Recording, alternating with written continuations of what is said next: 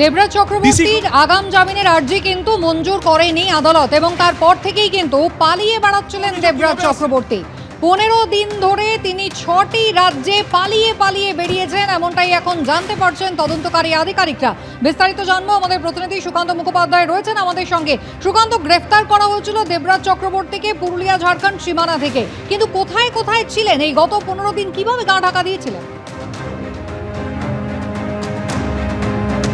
দেখো, জানিয়ে রাখি যে গত 15ই জুন যখন রক্ষা কবচ উঠে গিয়েছিল এই দেবরাজ চক্রবর্তীর উপর থেকে, সেই সময় থেকে কিন্তু কার্যত গা ঢাকা দিয়েছিলেন দেবরাজ চক্রবর্তী। যেটা পুলিশ সূত্রে জানা যাচ্ছে বা দেবরাজকে জিজ্ঞাসাবাদ করে জানা গেছে যে এই যে 15 জুন তিনি বেরিয়ে গিয়েছিলেন রাত্রেবেলাতে, সেই সময় তিনি করুণাময়ী থেকে বাস ধরেন এবং সেখান থেকে তিনি সোজা চলে যান সেখান থেকে উড়িষ্যা থেকে তিনি যান অন্ধ্রপ্রদেশ, সেখান থেকে তামিলনাড়ু, তারপরে কেরালা, সেখান থেকে তোমার একেবারে ধানবাদ হয়ে ফের তিনি ফিরে আসেন কিন্তু একেবারে ওয়েস্ট বেঙ্গলে, এবং সেখানে পুরুলিয়া এবং ঝাড়খণ্ডের যে বর্ডার রয়েছে সেখান থেকে তাকে গ্রেফতার করা হয়। পুলিশ সূত্রে যেটা জানা যাচ্ছে যে এই যে তিনি পালিয়ে বেড়াচ্ছিলেন, কার্যত একাই তিনি ছিলেন, কোনো রকম প্রাইভেট গাড়ি বা কোনো একেবারে পার্সোনাল কোনো গাড়ি তিনি ব্যবহার করেননি এবং ধরা পড়ে যেতে পারেন সেই আশঙ্কা থেকে তিনি কিন্তু কোনো ক্লোজ অ্যাসোসিয়েটকেও রাখেননি। অর্থাৎ পুরোপুরি একা এই যে গোটা 15 দিন ধরে তিনি প্রত্যেকটা রাজ্যে তিনি ঘুরে বেরিয়েছিলেন এবং অবশেষে পুরুলিয়া ঝাড়খণ্ডের বর্ডার থেকে তিনি গ্রেফতার হন। এবং দ্বিতীয়ত সবথেকে বুদ্ধিমত্তা তিনি যে কাজ করেছেন, পুলিশ সূত্রে যেটা জানা যাচ্ছে যে তিনি কোথাও এটিএম কার্ড ব্যবহার করেননি। অর্থাৎ তিনি যখন বাড়ি থেকে বেরিয়েছিলেন সেই সময় তিনি নগদ টাকা ব্যবহার করেছিলেন, কোনো কিছু কেনা, কোথাও থাকা, প্রত্যেকটা ক্ষেত্রে নগদ ব্যবহার করেছিলেন। এবং যখন তাকে গ্রেফতার করা হয় সেই সময় তার কাছে মাত্র 20,000 টাকা ছিল, তার আগের টাকা তিনি খরচা করে ফেলেছিলেন। একটি ফোন ছিল, নতুন ফোন স্যামসাংয়ের, সেই ফোন নতুন সিম তিনি ব্যবহার করেছিলেন, সেখানে কোনো কল লক ছিল না, সেখানে কোনো রকম কারোর সাথে তিনি চ্যাট করেননি। এখন সেক্ষেত্রে তিনি ব্যবহার করার পরে সেগুলো ডিলিট করেছিলেন কিনা সেটা খতিয়ে দেখা হচ্ছে। এছাড়া যে আইডি কার্ড তিনি ব্যবহার করেছিলেন সেটা ভোটার আইডি কার্ড, তার কারণ ভোটার আইডি কার্ড তুমি জানো যে ব্ল্যাক অ্যান্ড হোয়াইটে থাকে, কিছু ক্ষেত্রে বোঝা যায় না, ছবি কিছু ক্ষেত্রে ডিস্টর্ট থাকে, সেই কারণে কিন্তু সেই আইডি কার্ড তিনি ব্যবহার করেছিলেন, ভোটার কার্ড। এবং সবথেকে গুরুত্বপূর্ণ হচ্ছে যে তিনি কোনো বড় হোটেলে ছিলেন না, তিনি প্রত্যেকটা ক্ষেত্রে এক রাত করে প্রত্যেকটা স্টেটে কাটিয়েছিলেন। সেখানকার যে বাস স্ট্যান্ড লাগোয়া যে সমস্ত হোটেল রয়েছে বা ছোট ঘর রয়েছে সেগুলো তিনি ভাড়া নিয়েছিলেন এবং সেক্ষেত্রে দাঁড়িয়ে বেশ কিছু ক্ষেত্রে তিনি আইডি কার্ড ব্যবহার করেছেন, কিছু ক্ষেত্রে এই আইডি কার্ড অ্যাভয়েড করে তিনি টাকা দিয়ে দিয়েছিলেন। অর্থাৎ প্রত্যেকটা ক্ষেত্রে একটা পেশাদার একটা অপরাধীর মতন কিন্তু তার এই যে লুকিয়ে বেড়ানো বা আশ্রয় নিয়ে বেড়ানো বা পালিয়ে বেড়ানো, এটা কিন্তু অবাক করছেন তদন্তকারীদের। এবং জানার চেষ্টা হচ্ছে যে এই যে ক্যাশ টাকা লেনদেন বা মাঝে তিনি কারোর সাথে যোগাযোগ করেছিলেন কিনা। এবং আমি তোমাকে বলে রাখি যে গত বুধবার অদিতি মুন্সিকে গ্রেফতারের আগে যখন জিজ্ঞাসাবাদ করা হয় দেবরাজকে, তখন তাকেও কিন্তু জিজ্ঞাসা করা হয়েছিল যে তার স্বামী কোথায়, কিন্তু কোনো রকম পুলিশের তদন্তে সহযোগিতা করেননি সেক্ষেত্রে কিন্তু অদিতি মুন্সি। তাই তার কোনো হাত এক্ষেত্রে রয়েছে কিনা, কারো কোনো সাহায্য দেবরাজ চক্রবর্তী পালানোর সময় নিয়েছিলেন কিনা, গোটা বিষয়টি খতিয়ে দেখছেন কিন্তু তদন্তকারীরা। সুকান্ত, ধন্যবাদ। পুলিশ যাতে কোনোভাবে খুঁজে না পায় তাই জন্য এই 15 দিনে 6টি রাজ্যে ঘুরে বেরিয়েছেন দেবরাজ চক্রবর্তী। অন্যদিকে দেবরাজ চক্রবর্তীর বাড়িতে পুলিশি হানায় যে মোবাইল ফোন উদ্ধার হয়েছে সেখান থেকে বেশ কিছু হোয়াটসঅ্যাপ চ্যাট ডিলিট, আর সেই ডিলিট হয়ে যাওয়া চ্যাট এবার পুনরুদ্ধারের চেষ্টা করা হচ্ছে এবং তার প্রয়োজনে সাহায্য নেওয়া হবে ফরেনসিক বিশেষজ্ঞদের। দেবরাজ মামলায় বিধাননগর কমিশনারেটের সুপারের সুপারিশে গঠিত এসআইটির হাতে এবার নতুন তথ্য। ডিসির নেতৃত্বে তদন্ত চালাচ্ছে 8 জনের টিম। উদ্ধার হওয়া ল্যাপটপে মিলেছে ডিসি গ্লোবাল নামে সংস্থার একাধিক নথিপত্র। ডিসি গ্লোবাল সংস্থার নামে একাধিক সম্পত্তি কেনা হয়েছে, সম্পত্তির মালিকানা হস্তান্তর করা হয়েছে এরকমই পুলিশের দাবি। এই কোম্পানির অ্যাকাউন্টের মাধ্যমে একাধিক আর্থিক লেনদেনের গুরুতর অভিযোগ রয়েছে। একাধিক ট্যুর অ্যান্ড ট্রাভেল সংস্থায় বিপুল পরিমাণে বিনিয়োগের নথি মিলেছে এই ল্যাপটপ থেকে।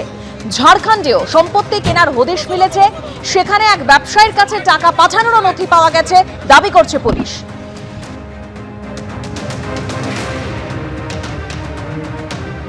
দেবরাজ চক্রবর্তীর বাড়িতে যে পুলিশি হানায় মোবাইল উদ্ধার হয়েছে সেখান থেকে ইতিমধ্যে হোয়াটসঅ্যাপ চ্যাট ডিলিট করা হয়েছে। সেই ডিলিট হয়ে যাওয়া চ্যাট পুনরুদ্ধারের চেষ্টা, যেখানে ফরেনসিক এক্সপার্টদেরও সাহায্য নেওয়া হবে।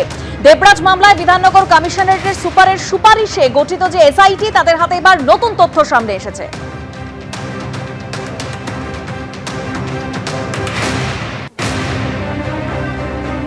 আতশ কাছের তলায় এই মুহূর্তে ডিসি গ্লোবাল নামে এই সংস্থা। পুলিশ সূত্রে যেটা জানা যাচ্ছে যে দেবরাজ গ্রেফতারের আগে তার বাড়িতে যখন পুলিশি তদন্তের জন্য সেখানে অভিযান হয় সেই সময় সেখান থেকে দুটি মোবাইল ফোন এবং ল্যাপটপ পাওয়া যায়। এই ল্যাপটপের ভেতর থেকে ডিসি গ্লোবাল নামে একটি সংস্থার হদিশ মেলে তদন্তকারীদের, এবং সেখান থেকে জানা যায় যে বিগত 5 বছরে এবং বিশেষ করে শেষ কয়েক বছরে এই ডিসি গ্লোবালের নামে একাধিক সম্পত্তি কেনা হয়েছিল। শুধুমাত্র সম্পত্তি কেনা নয়, সম্পত্তি হস্তান্তর, এই ডিসি গ্লোবালের অ্যাকাউন্ট থেকে অন্যান্য বেশ কিছু ব্যবসায়ীর কাছে কিন্তু টাকা গিয়েছিল, বিশেষ করে ট্যুর অ্যান্ড ট্রাভেলস, এবং শেষ 1 মাসের মধ্যে কিন্তু ঝাড়খণ্ডের এক ব্যবসায়ীর কাছেও কোটি কোটি টাকা গিয়েছিল। অর্থাৎ কোথাও না কোথাও এই দুর্নীতির টাকাকে বিনিয়োগ করা হয়েছিল এবং কালো টাকাকে সাদা টাকাতে পরিণত করার একটা সুন্দর পরিকল্পনা চলছিল। তো এই ডিসি গ্লোবালের আদপে কারা রয়েছেন, অর্থাৎ ডিসি দেবরাজ চক্রবর্তী নাকি এর নেপথ্যে অন্য কেউ রয়েছে, তদন্তকারীরা জানার চেষ্টা করছেন। এছাড়া তার মোবাইল ফোনে বেশ কিছু হোয়াটসঅ্যাপ চ্যাট ডিলিট করা হয়েছে, সেই সমস্ত চ্যাটে কী ছিল সেটাকে রিট্রিভ করার ট্রাই করছেন বা চেষ্টা করছেন তদন্তকারীরা। ক্যামেরা অভিজিৎ দত্তের সঙ্গে সুকান্ত মুখোপাধ্যায়, এবিপি আনন্দ।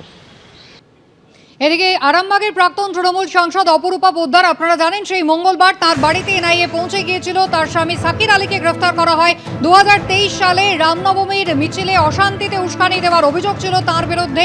বিস্ফোরক আইনেও মামলা রয়েছে। সেই সাকির আলীকে ইতিমধ্যেই এনআইএ স্পেশাল কোর্টে নিয়ে আসা হয়েছে, ব্যাংশাল কোর্টে তাকে নিয়ে আসা হয়েছে। এনআইএ তাকে আজকে আদালতে পেশ করছে। আর অন্যদিকে অপরূপা পোদ্দার শ্রীরামপুর থানায় অবশেষে হাজিরা আজকে তিনি দিয়েছেন। সেদিন যখন সাকির আলীকে গ্রেফতার করা হয় সেদিন একেবারে কর্তব্যরত মহিলা পুলিশ কর্মীকে ধাক্কা দিয়েছিলেন অপরূপা পোদ্দার, এবং তারপরে বুধবার তাকে ডেকে পাঠানো হয়েছিল শ্রীরামপুর থানায়। আসেননি, সময় চেয়েছিলেন। আজকে শ্রীরামপুর থানায় একেবারে আইনজীবীর পোশাকে অপরূপা পোদ্দার তিনি পৌঁছে গিয়েছেন। আমাদের দুই প্রতিনিধি আমাদের সঙ্গে সরাসরি রয়েছেন। শ্রীরামপুর থানা থেকে সমীরণ পাল রয়েছেন এবং অন্যদিকে আদালত চত্বর থেকে ব্রতদীপ ভট্টাচার্য। আমি আগে ব্রতদীপের কাছে যাব। ব্রতদীপ, ইতিমধ্যেই এনআইএ সাকির আলীকে কোর্টে পেশ করলো, কি কি অভিযোগ এখনো পর্যন্ত, এনআইএর কি কি দাবি, জিজ্ঞাসাবাদে কি জানা গেল?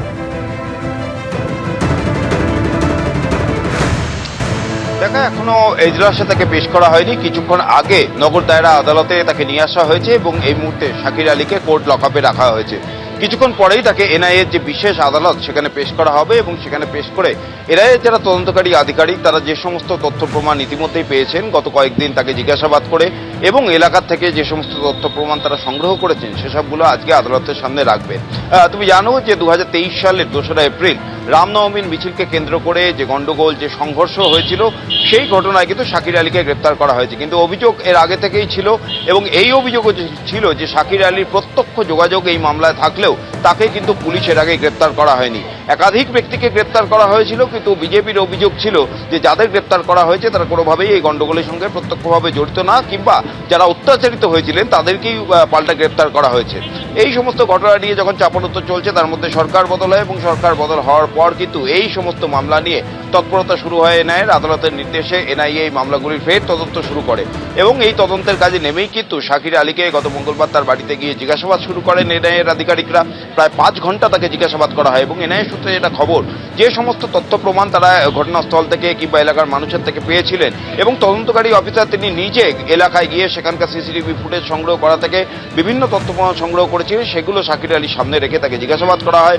কিন্তু তিনি সেই জিজ্ঞাসাবাদে সহযোগিতা করেননি। পরবর্তীতে তাকে গ্রেপ্তার করা হয় এবং গ্রেপ্তার করার পর আজকে অর্থাৎ 3রা জুলাই পর্যন্ত আদালত তাকে এনআইএ হেফাজতে থাকার নির্দেশ দিয়েছিলেন। সেই হেফাজতের মেয়াদ যা শেষ হচ্ছে আর কিছুক্ষণের মধ্যেই তাকে আদালতে পেশ করা হবে। ইতিমধ্যেই সাকির আলীকে নগর দায়রা আদালতের যে জেল লকআপ সেখানে নিয়ে আসা হয়েছে, কোর্ট লকআপে রাখা হয়েছে তাকে।